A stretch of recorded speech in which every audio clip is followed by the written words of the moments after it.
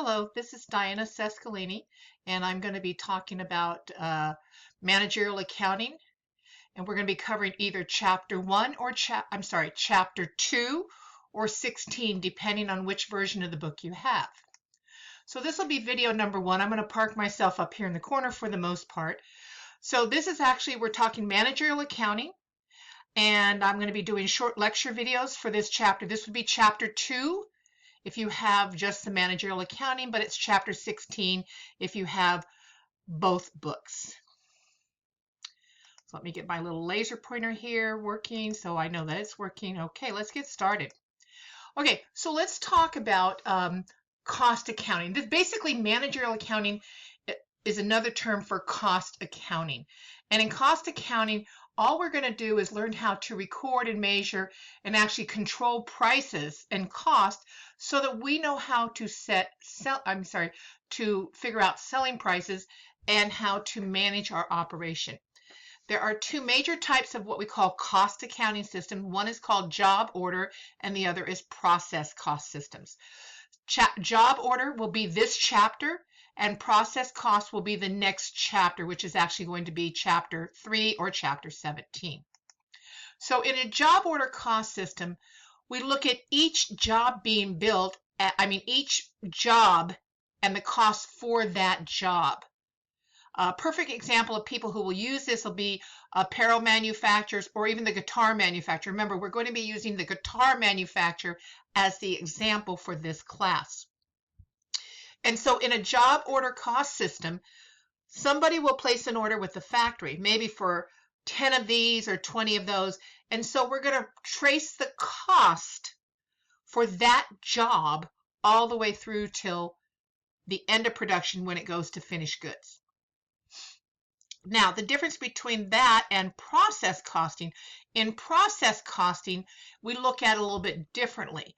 We don't consider a job per se, but because we're not actually doing certain jobs. As we make those guitars, we're not doing certain jobs, but we're actually processing. So if we were going to, and this is the next chapter, so I'm not going to get too much into it right now, but here's who would use a process cost system. Refineries, paper producers, food processors, when they're making ketchup, when they're making ice cream, because things are done in batches and they're not always completed each part of the way as you go along. So let's take a look at our guitar job costing system. So here are our 3 different inventories. I talked about this in the previous chapter. I've got materials cost. I have both direct materials. I'll also have indirect materials. Then I have the WIP account. This is where the actual work is done. And then I have the finished goods. And this is what will be on the shelf that we're going to sell. In this part here, we have the direct labor. And then also we have our factory overhead down here. And these costs, these things were all talked about in the previous chapter. Okay, some of this slides, guys, I'm just going to buzz really quickly through, but this is kind of like a flow flow chart thing, because the jobs will start, and I'll pull them from. Let's back up. So I'll have the materials, and when I get a job in, I will request materials from here to go into WIP or work in process. We'll add the labor here.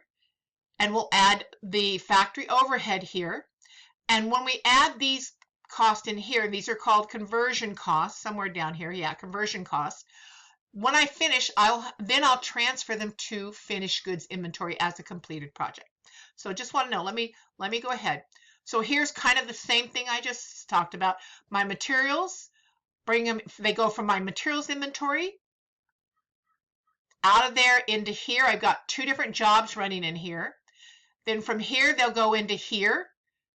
Okay, this is finished goods. These are things that are already completed. And then I sell them to somebody else. So that's the processing system for a job order costing system.